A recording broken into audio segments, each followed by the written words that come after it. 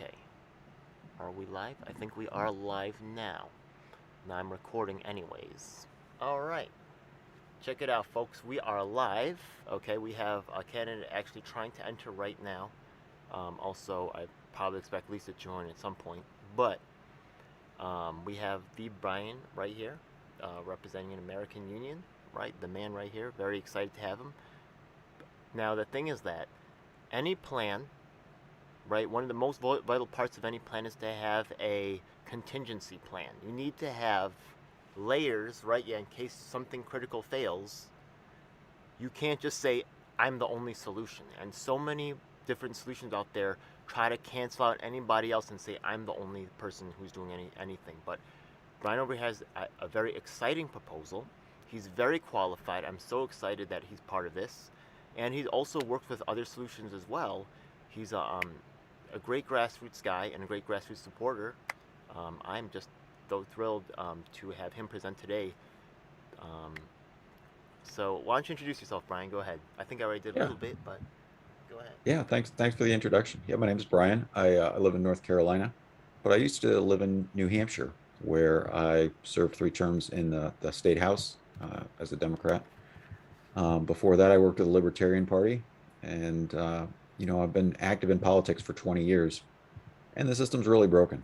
So over the last few years, I've developed a new strategy for influencing policy and making some changes in this country to try and redirect it in a better way. Cool, man. All right. So, what is this? Geez, what's up with Susan? Yeah, I'm sorry, I might be a little distracted during this particular stream because I'm trying to get some people into this. It looks like she dropped out. I see 3 participants. I'm going to open the joining channel again. Just so you know, Susan's actually pretty cool. She's a former Green. Okay, I do not see that her joining anymore, so she may try to rejoin. I don't know. Maybe she's watching the stream now. Anyways, so right now you're working with this thing called an American Union, right? And this is kind of its own um, plan to make change happen in our country, and it's um, and being a former legislator, you know how the process works, so that's pretty cool. So maybe you could tell me a little bit more about this plan right here. Yeah, well, so how are we supposed to change things in this country, right? And we've tried a couple different things. We tried working, third parties, trying to infiltrate the major parties and try and swing them. People are trying to change the way we vote. Maybe if we could vote differently, we could elect better people. There's all sorts of different options and things on the table. But all of those things are really just means to an end. They're all the end goal is getting good policy on the president's desk. And so the American Union is about focusing on that. What are the exact changes? What are the policies that we want on the president's desk? And Okay. if you look around, like, what are the problems in this country what are the important problems that you want to see solved?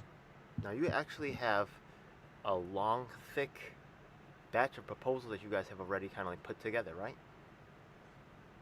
Well, yeah. So it's a specific legislative package that's it's 207 pages long. You Okay. can read it on the website, anamericanunion.com, and you can see exactly what these changes are and what the solutions are, how we can help bring America together. Let's talk about some of these changes right here. What's the Yeah. plan? All right. Well, let me Okay, it looks like Susan's well, back trying to join. I'm going to try to re-add her. She may pop in. I might have to all right. review all this material. Either way, yeah. If I live stream, I'll edit that. We'll see. If I put the actual show. Oh, look, there she is. You remember Susan, right? Yeah. Susan, Yeah, I what's remember up? Susan. Hey, Hello. hey. We're waiting on my co-host Lisa. Yeah. See some Okay. other people. Yeah, I know it's Easter weekend, but so you remember Brian actually? Do you know? Do you know anything about an American Union? Have you guys seen the website? I know you're super busy. I know it's campaign season. Ballot petitions are going crazy. We're gonna find out more about an American Union today. That's perfect. I Cool. don't actually know a lot about unions, so this is going to be good. So Hell there's, I yeah. mean, there's different types of unions, right? You got labor unions, you got tenant unions, right? If all the tenants stick together to stand up for So themselves. home associations, you mean? Yeah. Um, well, it could be different than a tenant association. a homeowners association. But yeah, different ways that people stand together. A union is a group of people that's collectively bargaining to improve their lives. And so the idea is we can unionize as voters and use our combined voting power in a way that makes us more, that gives us more influence over the process. And so that's the model, a union of swing voters focused on building that small percentage of power that's decisive in a bunch of different swing states and swing districts in order to take over the conversation nationally and say, look, this small percentage is going to control the balance of power. These are our terms. These are what we want done. Mm-hmm. Actually, if you think about it, right, an American Union, like as its relationship towards the unified platform, it's like there's a lot of different people out there, like Justice Democrats, um, which I give them respect for a lot of their work. But the thing is that they try to project themselves as the only solution, and they don't really. They say they work with others, but sometimes it doesn't really happen, or they try to So we're just trying. The thing is that unified platform is a cool idea, but really Brian already has prior legislative experience, candidate experience, and he's already put together a 200-page proposal of legislative reforms that he's suggesting that were already put together by another group, and I think it's very exciting to hear about it. Yeah, I mean the two party system, the duopoly, right? I mean they're going to win 99% of the time. That's pretty much it, right? Yeah. Susan, you're running in West Virginia? Is that right? Yes, I am. It's Yeah. in the Republican primary. That's right. Yeah, because you know that they're again you got to pick a party to win, which is what Exactly. I do.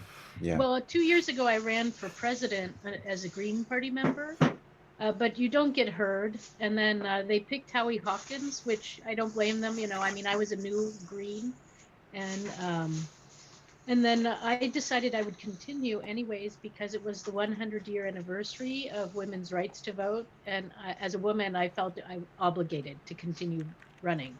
So I continued as a write-in, which I, of course, didn't win, but it was a great experience, and that's why I'm back, and that's why I decided you have to pick one of the two big parties, because one of the things that I learned is that the states have laws that restrict that only two parties can get through. So you have to not only battle the federal government, but each and every state if you want to get on the ballot anywhere, and you're not in one of the big parties.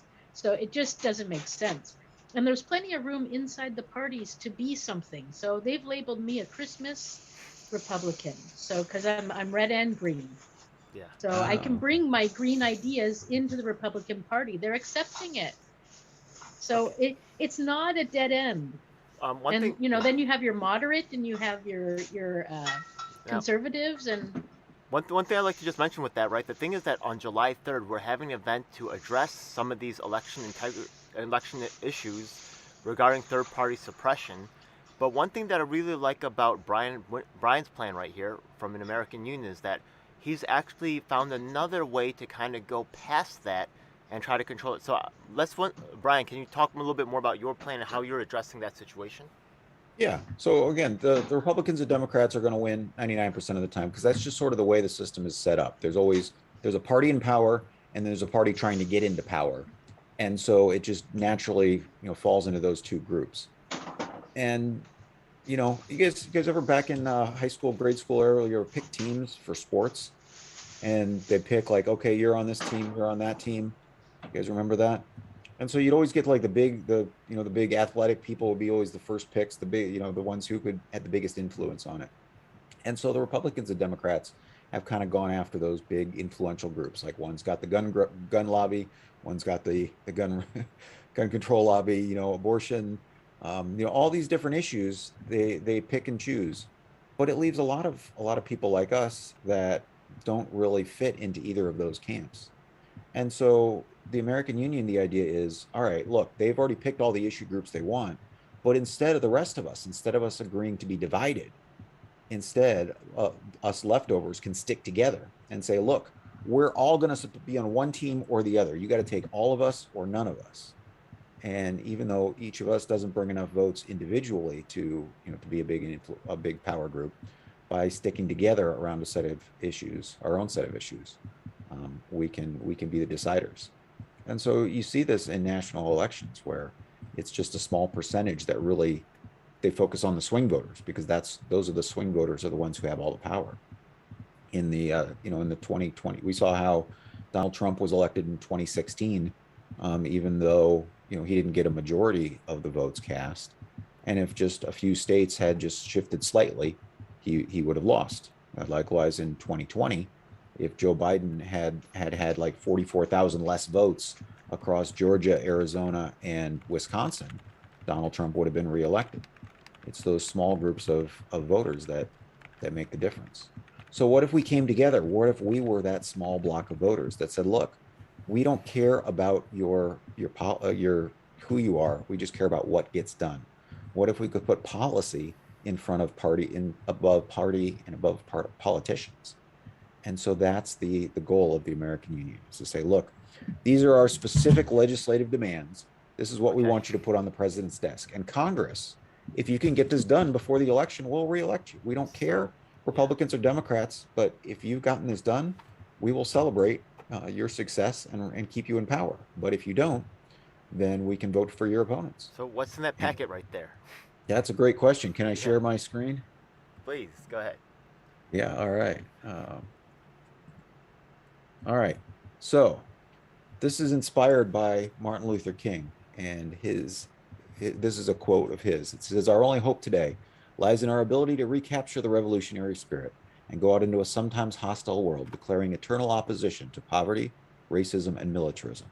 And with this powerful commitment, we shall boldly challenge the status quo." Hell yeah. And so that is what is in this legislative package, the blueprint for a better America. We can end poverty with universal basic income, 18 weeks of paid family leave, and a public option for health insurance. We can end mass incarceration. Racism is in many places in our society, but it shows up an awful lot in the criminal justice system. And mass incarceration is a moral stain on our nation. So we can end that with major police, prison, and prosecutorial reforms. And then militarism is still very much an issue.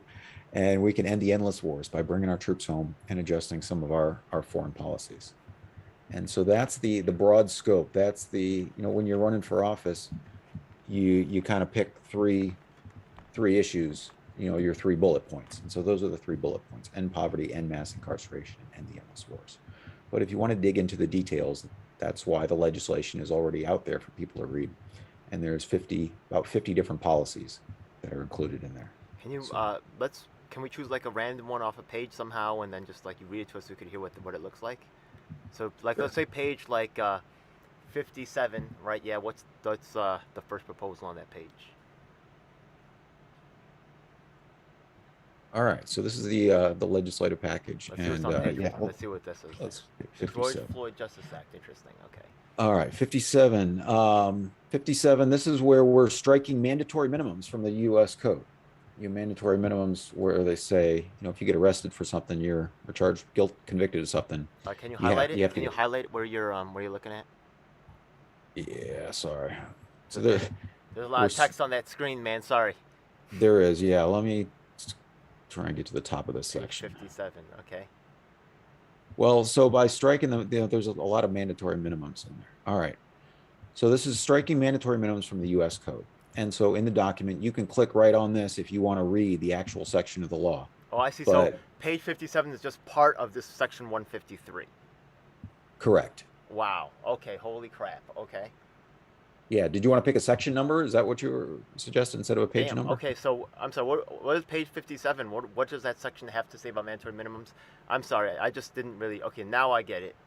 All right. Okay, so wow. Yeah. So this is the bill. This is laid out. Yeah. Maybe I should explain it better this way. All right. So, and this is based on it's inspired also by our constitutional duties. What are the things that we as Americans are supposed to be doing? And the framers laid them out in the Constitution: establish justice, ensure domestic tranquility, provide for the common defense, promote the general welfare, and secure the blessings of liberty to ourselves and our posterity.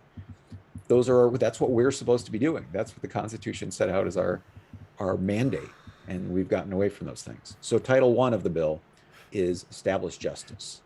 And so we see reforming qualified immunity, requiring a training on duty to intervene for police officers, ending military equipment donations to law enforcement, the 1033 program where they put military equipment on our city streets, restricting no-knock warrants, reforming cash bail, ending civil asset forfeiture, and setting up a national police misconduct registry.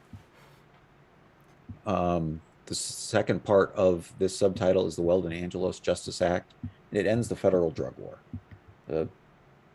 If you read Michelle Alexander's The New Jim Crow, you know that she concludes that if we ever become serious about ending mass incarceration, we have to end the war on drugs. That there is no way around it. That it has driven so much of this mass incarceration and infringements on our liberties. Okay, so this, go ahead. We can see the page numbers on the right. These actually look very good. Let's keep on going down. Yeah. Yeah. All right. So ending the federal drug war. It puts a 12% recreational tax on recreational sales for states that want to opt in. Okay. And then has a drug war restorative justice office that Let's go to 125. Page 125. Yeah. But in this contents, that's fine. Yeah. You don't have to go to the actual page. I want to see what's. Okay. Yeah. It's just a little bit further. Okay. 125 is talking about Irs Code Provisions.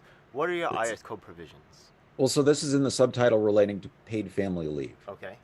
So we established 18 weeks of paid family leave. Okay. And set up how the insurance benefits are paid out. And then the IRS is responsible for collecting a 1/4% tax on the employer and employee. Okay, so quick question for you. So we look at Susan, and we know right from her, repeated visits here that she's a strong advocate for women's rights and for families and parents, stuff like that. So what do you have in here that takes care of her concerns? Because that's kind of why she's running, to really bring attention to that issue, right? Yeah, and I think we talked about it before, but about universal basic income is a way to ensure that every family starts above the poverty line, that they have enough to meet their basic needs, and to encourage people to have kids. A lot of people, mothers could receive. People are concerned that they can't afford it. I think you also proposed. Is it in this document, though? By the way, or could one be added perhaps later on? A proposal for additional monies for people with children. So in the American Union Jobs Program, that's what we call the universal basic income. Okay. Everyone gets an American Union job, an unconditional $300 a week for adults, plus $100 a week for kids.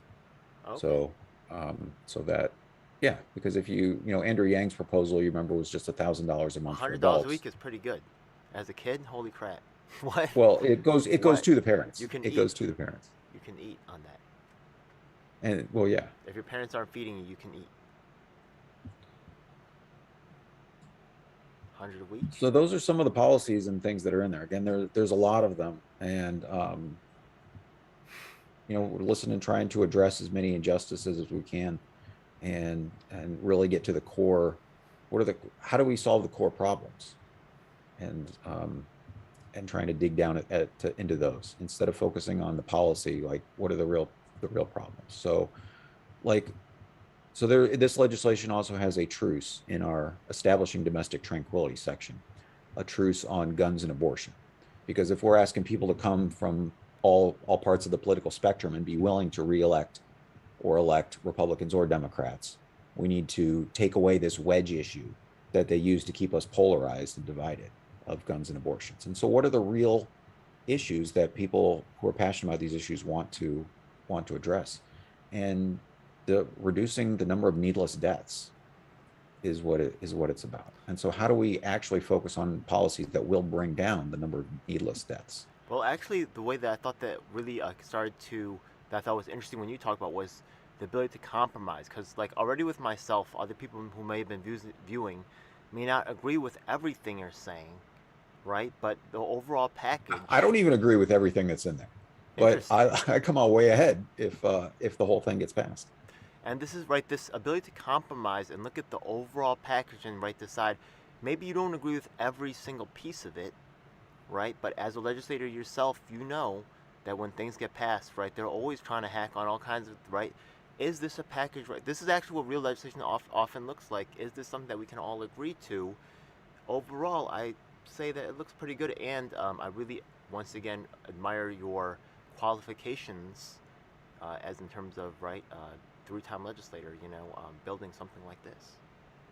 Yeah, well, I'm the chef. Like a lot of people contributed to the recipe and developed the various ingredients and things like that. And I was the one who helped get it all into one document. But What was that process? I'm sure people want to know. What was that?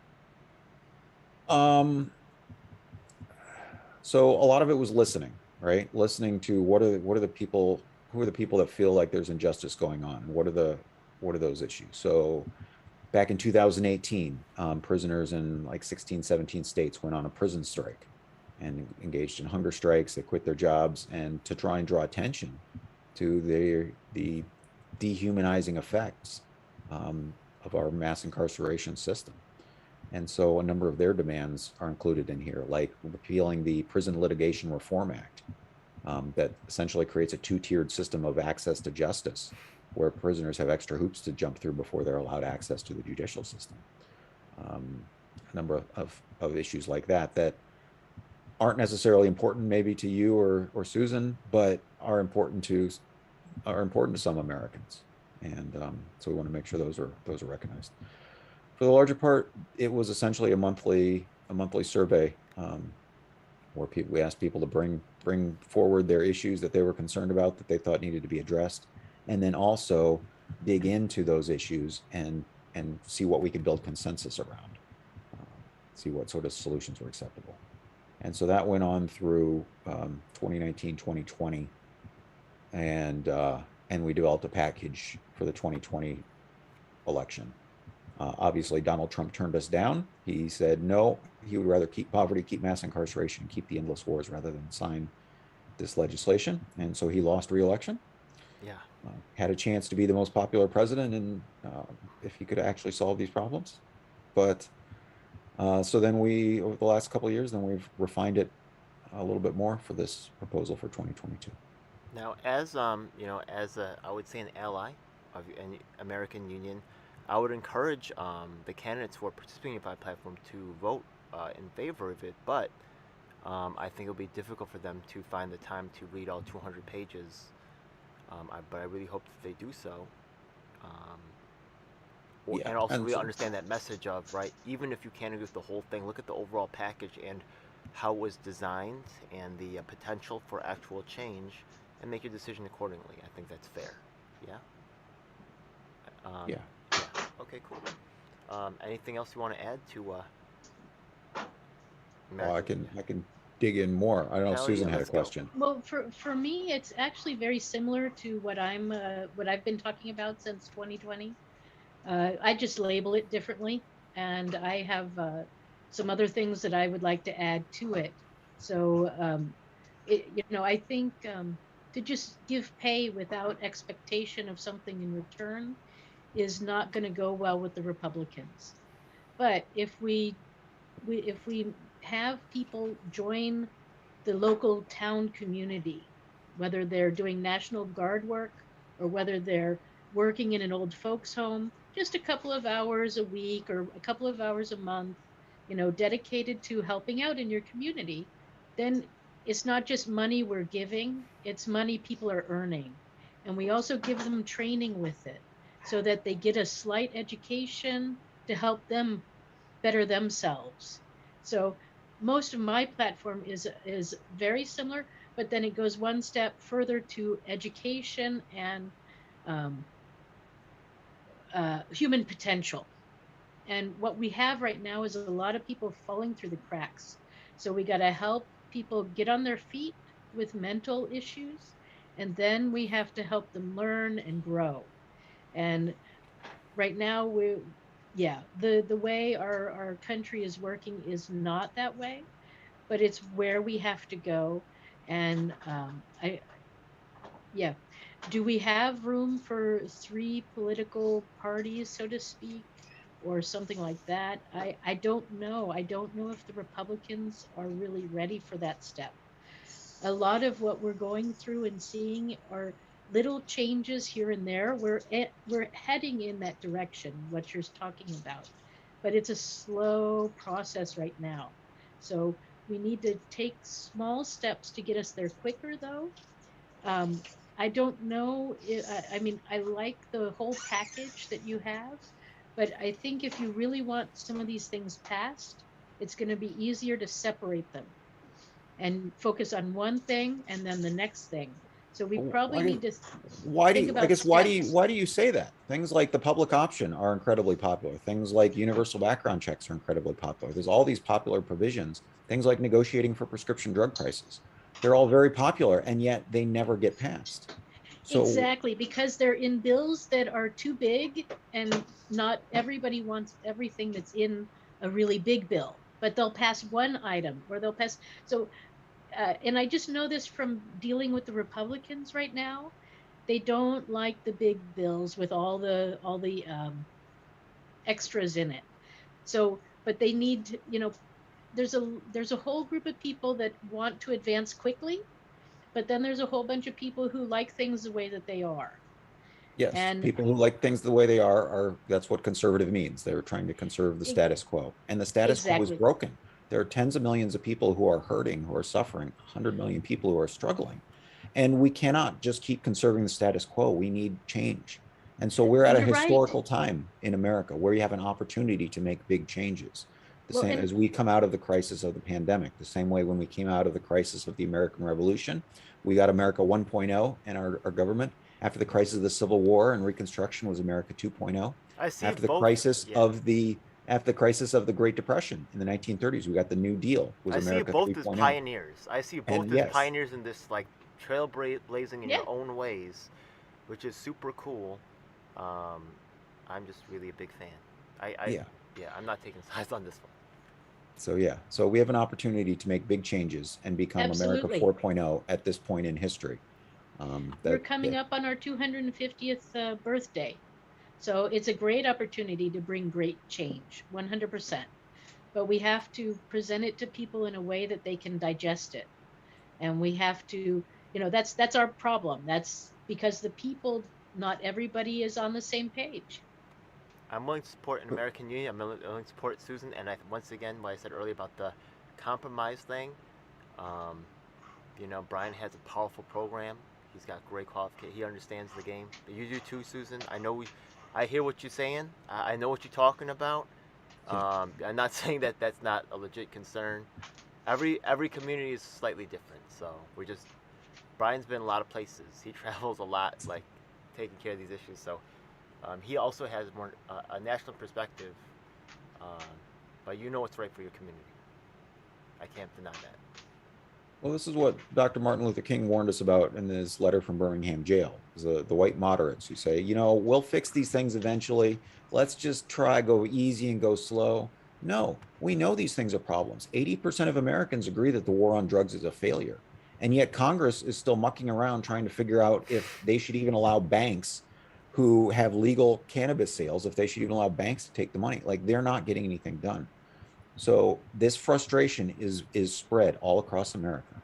Half of I Americans know. don't even identify with the major political parties, but they know that they're going to win anyway, and they don't know what else to do.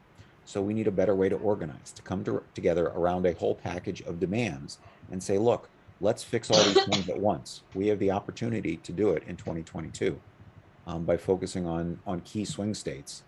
And Yeah. so the American Union's focused on 10 states that have Senate seats up for grabs. So New Hampshire, Connecticut, Pennsylvania, North Carolina, Georgia, Florida, Arizona, Nevada, Iowa, and Wisconsin. So those 10 states have some very competitive Senate seats up for grabs. And so just a small percentage is what it will take to control them. Do you have a presence in those states? Yes and no. There are Some of target them. states, but Okay. we don't have, Not those all are the of them. targeted states. Yeah. Okay. Um, Yeah, and so in New Hampshire, Maggie Hassan, she won her Senate seat 6 years ago by 1,000 votes. In the Georgia runoffs, it was like 0.5% that decided that if 0.5% had gone the other way Yeah. back in last January, the Republicans would still control the Senate. West Virginia's not a swing state, though, technically, It is. right? It is not. No. Yeah. I predict you're going to elect all Republicans. Susan's making her play. She knows what she's Probably. doing. Yeah, she knows what she's doing too. Probably. You're both making the smart play. I like that. Yeah. But you can still add your voice to this national effort by having one legislative package, one set of demands to run on all across the country. Susan, sort of like the Republicans did in 1994 with their contract with America, right? They had one set of demands, and once the American people got their idea on, well, hey, what if we could fix a lot of these things all at once? Then that made the difference. And so we can do the same thing. What if we could end poverty, end mass incarceration, and end the endless wars? A lot Wouldn't of it be people like great? that idea. So let's make it happen. Hey, a lot of these things sound kind of like progressive, I would say. Not saying it's overly progressive, but just saying it seems like things that are associated with that movement. Why haven't any Justice Democrats signed on board? It sounds like something that they would be down with. Because it involves being willing to reelect Republicans. And Okay. so if you're more concerned about party over policy, then you've got to stay focused on that. That's But disappointing. Oh well. well, Yeah. that's why there's a market out there for people who want to focus on policy and are willing to give up on focusing on party. Identity or some bullcrap. Yeah, that's cool, man. All right. Well, I Yeah. can get down with that. Get down with that. So. And again, so third parties, right? We saw in 2016 was like 6% of Americans voted third party for president. Okay. So people are willing to reject the two parties, but what would it take to actually we got to put their votes on the table instead of just being spoilers. They need to be deciders. And so that's the advantage. That's the strategy of having a specific set of demands ahead of time, building consensus around solutions first, and then casting votes second. Okay. So giving all the incumbents an opportunity to win the endorsement by acting before the election. And if they refuse, incumbents or challengers get a chance to steal. Have any candidates agreed to the American Union yet? Might be They able have to find some expressed support, but yeah, we're still Not sending letters officially? out. Not officially. Yeah, Okay. we're still contacting candidates. Okay. As you know, there's like thousands of people who filed to run for Congress this year, so there's an awful lot. We might be able to find some like locally, right? Even if they're in city council, like so what? Like just building that support over time, and maybe what it takes to make this happen. But I'm down to help make it happen now. Why not? Let's go. Absolutely. All right. Any other updates about America? I know you got some signs, stuff like that. Any? Yeah, I mean, you want to talk more about details or policies or anything in it, or? Okay. Well, let me talk about these. Right. I think that this is like candidate focus because they'll be voting on it within the unified platform, right, to support this package. What's in it for them, right? Yeah. If they support this package, how can it help their chances to win? I guess, or. Well, I guess who's the them, right? It's got different things for different. Do you have a different list groups. of? Would you have a list on the website of candidates that endorsed the package? Maybe it would help them to brand, or I don't know. Yeah, so we've got an endorsement page coming up. We're not actually endorsing anyone until October. We're gonna Okay. until incumbents either act or refuse to act. So we're gonna save it till the last critical weeks before the election to throw the decisive block of swing voters, throw their support one way or another. Cool. So I have a question about you say to end the drug war. So how does that work? Like what is your plan to allow people? What drugs would be legal, and how would people get them? So this And would be up to the states. This would repeal the federal Controlled Substances Act, repeal the federal drug war, and then states would be free to set their own policies. So depending on how states wanted to do it, but the FDA would set standards. They'd create a framework for labeling and purity and regulation, so that states could opt into this if they decided to go with legal sales. So this is a states' rights issue, is the way that we present it to Republicans. Okay, so if a state wants to continue the way it is and have a war on drugs, they can do This that? legislation doesn't change that. This legislation just gets the federal government out of the way of the states who do want to experiment and explore legalization, not only as a harm reduction strategy, but just as a way of advancing personal freedom and liberty. So as you know, there's a conflict right now between over marijuana with, it's a violation of federal law. And while states are, collecting, billions of dollars in recreational sales, and we need to address that. And so the best solution is to just get the federal government out of the way. Well, that's 100%. Yeah. Smaller federal government, 100%. I would find that an acceptable solution. I mean, and then so you talk If it can about pass. smaller It's smaller an government. improvement. It's an improvement. I would go for it. Yeah. And so then universal basic income, is a basic, simple program, very low administrative costs. So it's not a lot of bloated government bureaucracy trying to figure out who's completed this program or who's done this each week and who's worthy and unworthy. I'll be honest, I'm concerned though, because I don't think you'd be able to even pass the unified platform. Now I'm not sure that the unified platform people will even pass UBI. Well, and so then we'll come back to what are the problems that you really want to address? And so as Susan pointed out, just that people fall through the cracks. The analogy I use is that the safety net by definition is full of holes, and people fall through the holes in the safety net constantly. And so as long as we design a system that is a safety net, it's going to continue to happen. So if we really want to get serious about ending poverty and addressing these problems, we need a safety floor. And that's what universal basic income is, unconditional, so that absolutely no one can fall through. Yeah. One thing that was said earlier, right, was about giving people without the value of work, but who gets to decide what work is valuable and what work isn't? In fact, we can see this is a problem in today's society where, essential workers, right, who are actually delivering the food get the least money and the least value, but the people who are sitting safe at home, the executives are really getting obscenely, the pay gap is more than 50, it's thousands of times. It's just absurd. I think they get 20,000 a day or something. They get one day's person's salary in a whole day. They accomplished what you did in a lifetime. In 1 year, in 1 day somehow. Doesn't make any sense. So there's two problems there, and again we address them through universal basic income and using a value added tax as one of the offsets for it. So universal basic income is essentially a $300 a week raise for everyone. So if you're a stay-at-home parent, great, here's $300 a week to help you be a better parent. If you're working a minimum wage DoorDash job or whatever, it's a $300 a week raise.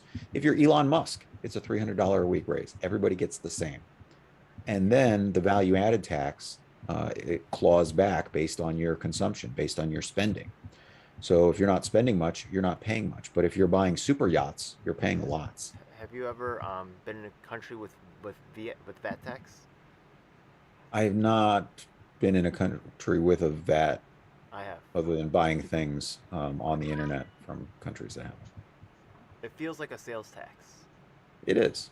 It is a sales tax. Yeah. And so this proposal is a subtraction method value added tax. So it'd be incorporated into the business costs as opposed to being on your receipt showing your value added tax. But it works out pretty much the same way. And again, yes. So this level of $300 a week, $15,600 a year is essentially the poverty line plus 15% to allow for a 12% value added tax plus the pollution fees. The only thing is that with the VAT tax was sometimes some industries found ways to get around the VAT tax, and that became the same problem where some people are getting taxed and people not getting taxed, and whatever you called it, right?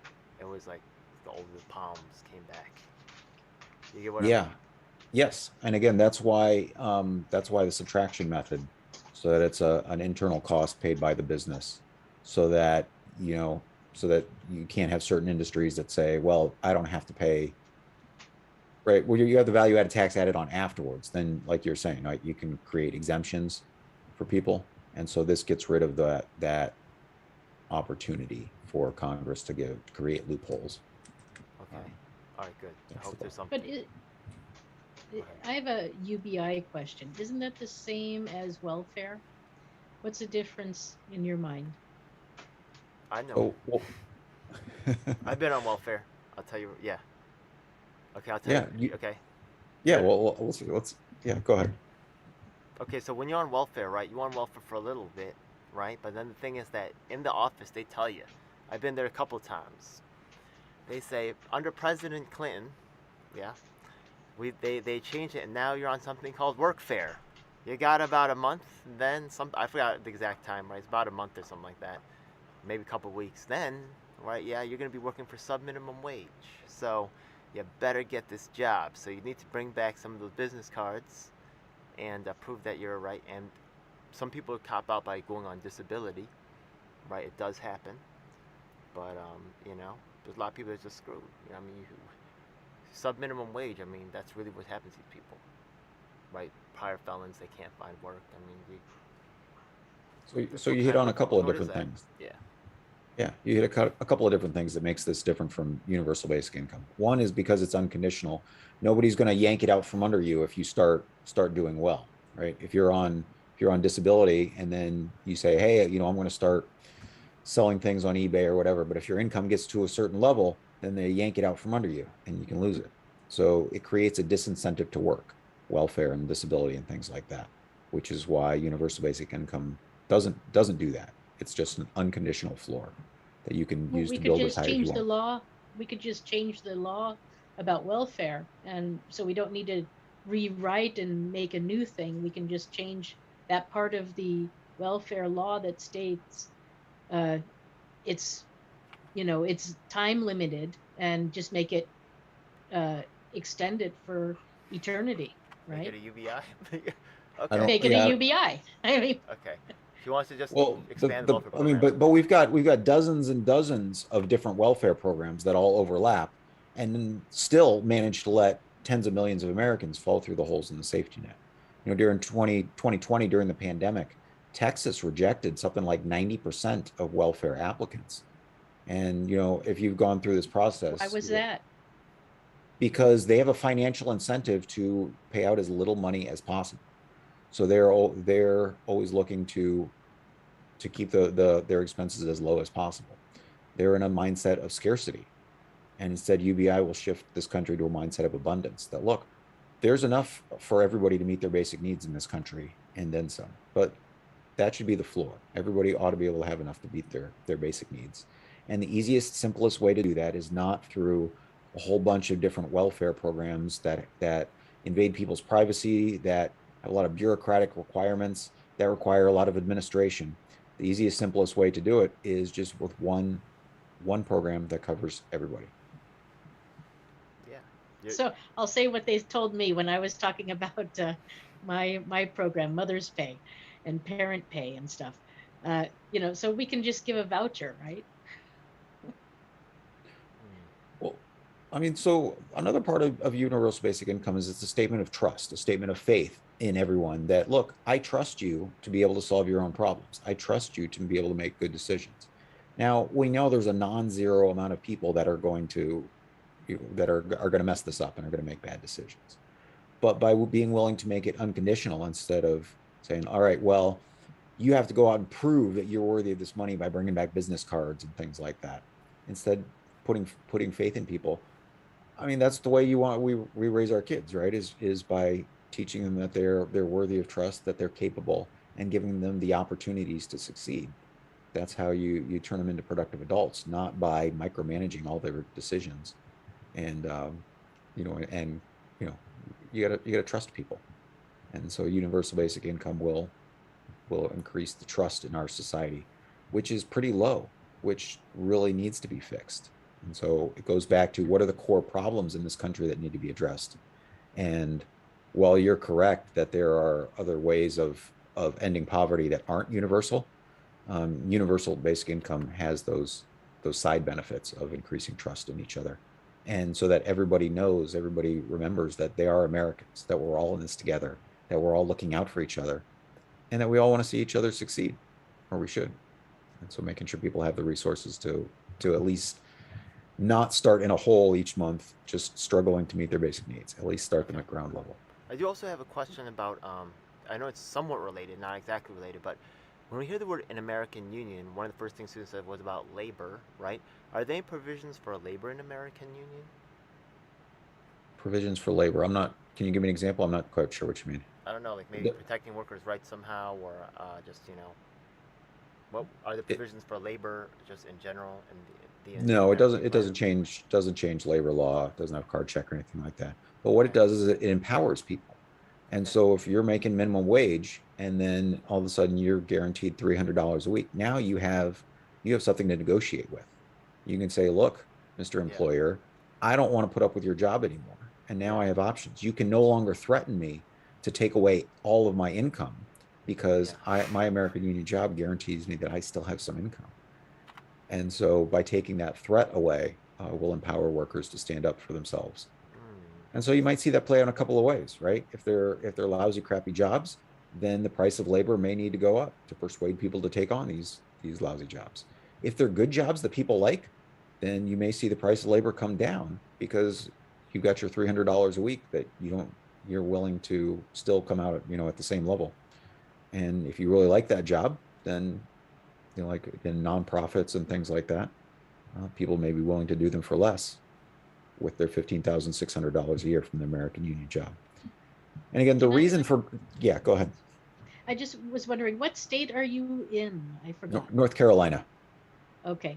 And have you polled everybody across the country or just in your region? Um, I mean, I guess I don't understand that. Well, did you get these ideas from all over the country or just around your neck of the woods in the Oh, Carolinas? yeah, these are from national conversations on these issues. Just so you know, if I could just chip in for a second, the thing is that I actually work with Republicans, Libertarians, Greens, Justice Dems. I know like all their personnel and and honestly, I bumped into Brian at several of these things, so I know Brian is also someone who crosses the worlds, and is also once he is doing stuff on he's in D.C. on a regular basis, New York. He's going back and forth. He's working with the Yang Gang. He also works with something called Unified People Platform. No, what's that called again? Unified People's Assembly. United People's Yeah, Assembly. and yep, yeah. Another national coalition group. He's in several organizations talking to all of them. He's really definitely a national guy. Well, because we all recognize the system doesn't work, right? And so the way that we get leverage over Congress is with our votes. And so what would it take for people to put their votes on the table? Yeah. And so that's This is a national the plan. offer. Exactly. This is a national. It's a national set of solutions, but again, in New York, you're not going to be able to swing the outcome of that Senate race. In West Virginia, you're not same thing, right? So it's a federal plan. There's no real state stuff. Like it's not meant to be passed by the states. It's meant to. Right. Yeah, it's a federal piece of legislation that we want to see on the president's desk in exchange for votes. Mm-hmm. And yeah, because really, what do you guys see are the options? What are the possible scenarios for the next couple of years? That if the Republicans take back control of Congress, or at least one chamber in 2022, then pretty much nothing gets done. Not that really anything is getting done now, but then nothing gets done until 2024. And then what? Then we have a really bitter, polarizing election, and everybody gets angry. Maybe we have another insurrection. Then just things go sideways. Things go badly. And so we need a better vision. We need a way to come together around solving problems instead of trying to demonize half of the country and blame each other. I agree. So I agree with you. again, the Constitution tells us what we're supposed to do. And that's why the American Union Jobs Program is $300 a week to be a better American. You'll get a regular reminder that these are your duties as an American. You're supposed to establish justice. Sounds like a Christmassy feeling. Sounds like a Christmassy feeling for real. Red, green. All warm and cuddly. Yeah, that's cool. Yeah. But yeah, go be a better American. Christmas. Yeah, there you go. Something like that. Yeah, something like that. Yeah. Yeah. Yeah. That's cool. How do we bring it together. about? That's the question. Bring it together. I like that. Well, again, we know that small numbers of people, small percentages of people are going to decide what happens this November. We know that small groups of people are going to decide whether it goes to the Republicans or the Democrats in these states. You have a So team we with know you. the places. Yeah. You have a team with you at AmericanUnion.com. I think you guys have regular Zoom meetings and stuff. We do, You yeah. have your own crew, yeah. Yeah. What states are they from? They're, Anybody want to from shout all out? over. Anybody want to shout out? You guys They're have a from all YouTube over. thing, right? Yeah, that you Yeah. Who's that guy with the beard who usually I forgot his name. The beard guy, the skinny guy. TC? I don't know. TC. Yeah, he I does don't a know show. He who does you're a show thinking. regularly with you. No? I'm not It's all sure who good. you're. Yeah. Maybe he doesn't have a beard. But I forgot. all right, so yeah, so if you want to know more about this, the legislative package and what's in it, what are the details are. We recorded over 21 sessions. We broke it down and went through section by section what is exactly in there. And so there's a playlist on YouTube. Maybe we can leave a link in the description or something. Absolutely. Where you can go through and you can skip. Well, what does it mean exactly to end civil asset forfeiture? And we'll show you exactly what it is. You can follow along in the legislation itself, and how exactly will value added tax work. There's like about an hour of talking about that. How exactly will UBI work? The carbon fees. What does it mean to reform qualified immunity? All these things are covered section by section, so that again, we're not trying to pull something over on the American people and like sneak something in here. We want to this isn't one of those things where you got to pass the bill to find out what's in it. This is open and publicly available for everyone to see and to look at and say, look, even if I don't like everything in here, and you probably don't, isn't this better than the status quo? Wouldn't this be better for us to come around and offer our votes and say, yes, we'll take this deal, as opposed to what? How else do we see America correcting course without some sort of major change, some sort of major shift to the political system? And so this is one that overlays over our existing system. You don't have to change the way we vote. You don't have to ask for party status or ballot access. You don't have to find candidates who can run against like really well-funded incumbents. This is a system that all we have to do is agree to work together. I think that your package also, with your focus and your knowledge of trying to attack swing states, could make us a candidate like Susan more viable when she approaches her own local primaries and says, look, I have these relationships with these other people that are also working in these other states, and we have a better possibility of actually exerting control if Republicans can actually get behind the set of principles and help us, to gain allies to make the difference changes that we need. If we can come together on certain things, maybe unified platform, maybe your thing, so somehow we can come together, and that's a very powerful ad. So respect for your work and your strategic attack of these swing states, man. I love it. Yeah. Susan, you're running in West Virginia. I forget, one of the districts has 2 incumbents in it and one has 1, right? Is it? But you're muted. I can't hear you. Yeah. Can we unmute you? Yeah, I'm sorry. Yeah, I'm muted. Sorry. Yeah, I'm running against the 2 incumbents. Yeah. Okay. So, it's a tough going, and there are 2 other Republican challengers along with myself. So there's 5 of us in the Republican Party going for 1 seat. So it's tough going for sure. Okay. Yeah. And so the challenge the deal for challengers is to say, look, we're going to take up the terms of the American Union. We're going to demand end poverty, end mass incarceration, and end the endless wars.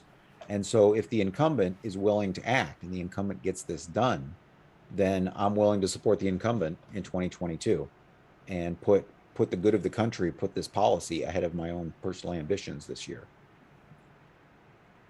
And so that's the goal, that in all these different races where challengers are looking for some sort of issue, some sort of message, some sort of package to tap into this national desire to change and reform our system. Here's an opportunity to have a prepackaged set of demands that you can beat your incumbent over the head with. What parts of the package appeal most to Republicans, do you think? That's a good question. And again, when we talked about conservative, comes from the idea of conserving the status quo. and that really needs to be changed. So in the Some truce, Republicans are not for the democratic status quo. yeah. So I think there's a lot of things in here that could appeal to them. Again, simplifying government bureaucracy with universal basic income versus dozens and dozens of welfare programs. Um, in the truce on guns and abortion. So everybody gets something, everybody gives something up. And so what this legislation does is it codifies the Hyde Amendment for 10 years and then puts a legislative restriction so that no restrictions on abortion could be introduced in Congress for 10 years. And then for guns, it includes universal background checks and then restricts Congress from introducing any gun bans for the next 10 years. And so I think a couple of those things would appeal to Republicans as a way to take gun bans off the table for 10 years and to stop this fight over the Hyde Amendment for a decade. While instead we focus on what are the causes of those problems, right? And poverty. If you ask women who are seeking an abortion, 2/3 of them say they can't afford the baby. So let's take that off the table and drive the number of abortions down. What about gun deaths? Gun deaths are mostly suicides. They're deaths of despair. Yeah. And so how do we help America get into be in a better mental state? And poverty exacerbates a lot of those conditions. Similarly, our glorification of the military. And just Of right saying, quick, what you're doing is so amazing. If there's anybody watching, and anybody who's like for his plan right now does say that universal background checks for guns. He also does say that I think that's a good idea. If you think that this is important and you work with an organization that's doing this, encourage them to work with an American union. Tell them to contact Brian. He could really use some support. The only person who's going to make money off is the gun industry by having unregulated sales, and they're never going to fund anything that Brian's doing. So the only person that stands to gain off of this is you. So you have to go out there and make sure it happens because the gun industry is going to do it. Okay? Appreciate that. so I disagree with you, Ed, when you say the only people that make money off this are the gun industry, because politicians make lots of money off these things Yeah. by saying, not elect change me and I'll But they don't solve the change it. problems. But they They don't. don't. Well, of course they don't, because if they solved the problems, they wouldn't be able to use them for fundraising anymore, Yeah. right? The part in here of requiring negotiation over prescription drug prices. The Congressional Budget Office said this was going to save $450 billion over 10 years. And so the drug companies raised $100 million to lobby Congress. They spent $100 million on lobbying Congress to stop this from happening, because it's a good deal for them. If they can get 45 billion a year in extra profits, it's well worth 100 million. And so the financial incentives, and it's good for congressmen if they have a lobbyist who wants to give them hundreds of thousands of dollars towards their campaign. But it's not good for the American people, because that $450 billion could be and should be spent on other things that will benefit the American people. It shouldn't just go to excess profits. Absolutely. So this is so while we can never outspend those industries, we can outvote them. We can work together and tactically overcome their influence. Again, going back to those Senate runoffs in Georgia, over 8 weeks, the major parties and all the major players spent $800 million to try and influence the outcome. And they got 4.5 million people to turn out and vote for those 2 Senate seats. But it was 29,000 people. If 29,000 people had voted the other way, Republicans would still control the Senate. So that's where the power is. And that's how we can take back the power, is unionizing as swing voters. Yeah. Cool, man. Like it. So, yeah, I think it's a pretty good show right there. I think that's probably a good place to end it. But before we go, do you want to just share your website one more time? Or also, do you guys post on anything else? Do you guys have a YouTube page or other social media stuff like that? Yeah, I think you can find links to that on the website, anamericanunion.com, Okay. or search for it. And then if you want to take back power and give power to your vote, join the American Union by donating $5 a month to the Super PAC. And that's how we demonstrate to Congress that, look, these aren't people who are just liking something on Facebook or retweeting something. People who are willing to kick in a couple bucks and saying, yeah, we're committed to actually seeing change. We want to end poverty, end mass incarceration, end the endless wars. Congress get it done, and you can get our votes. Yeah. All plans must have contingencies, and an American Union is a very strong, um, more qualified, honestly. But it's a cool plan, and I definitely get behind it. Next week, just so you know, Unified Platform's working on environmental concerns. Post Earth Day, we're having an event. We're going to be talking about those issues. Now we're going to be backing to the candidates with their own proposals for environmental things for ratification day, July 4th. One thing, just so you know, for both of you, July 3rd is actually going to be something regarding election.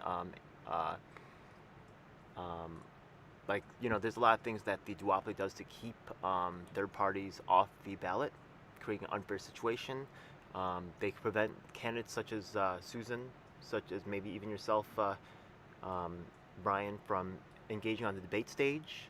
We're gonna one suggestion that I will have is to say that local. You know how they black out baseball games, right? If they don't fill the stadium, if they don't allow all the candidates to participate in the debate, we'll just black out their debates. You know what I mean? I don't care if they're on NBC, ABC.